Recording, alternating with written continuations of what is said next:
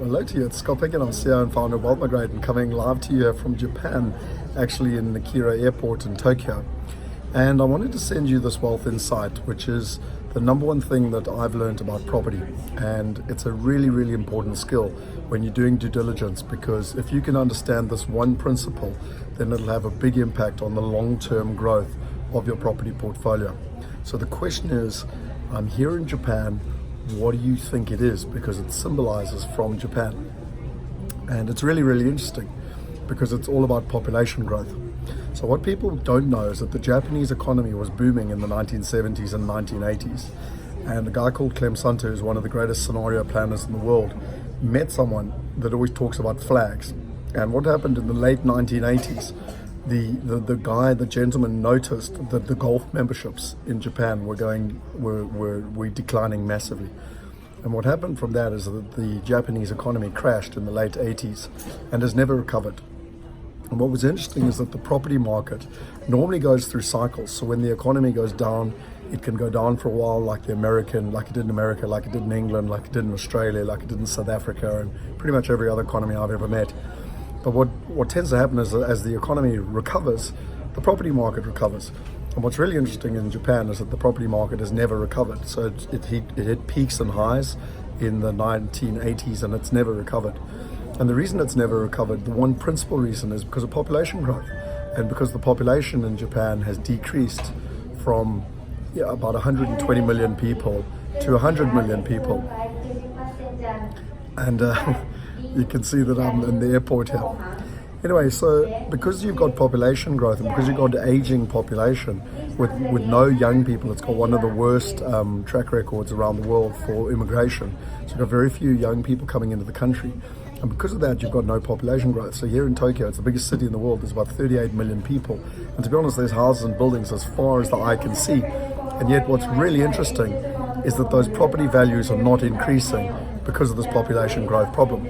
So when you're looking at buying a house, or you're looking at buying a new development, or you're looking at buying a commercial property, what you really need to focus on is population growth, because it's one of the macro things. You need to look at a country and you need to look at the population of that country.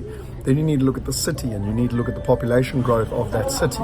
You might even need to look at the population growth of an area.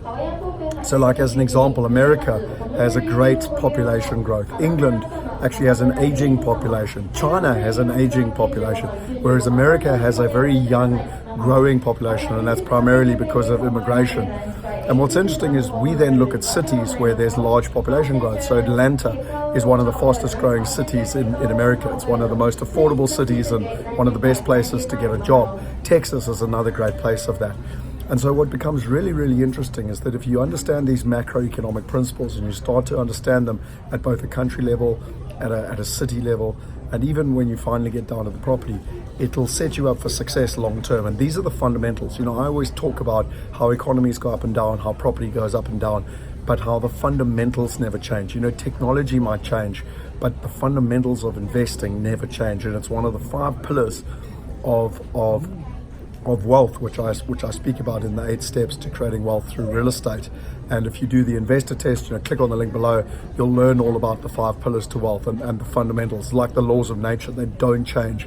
And as an investor, if you want to invest like the top 1%, if you want to invest like the wealthiest people around the world, then you need to understand these fundamentals and you need to use them to your advantage. Anyway, that's Picken coming live from Tokyo.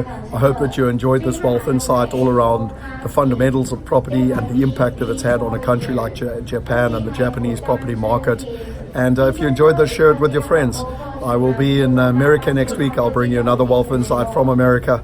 And we want to empower 1 billion people. We can't do it on our own. So that I hope if we're adding value to you, subscribe to the channel, share it with your friends.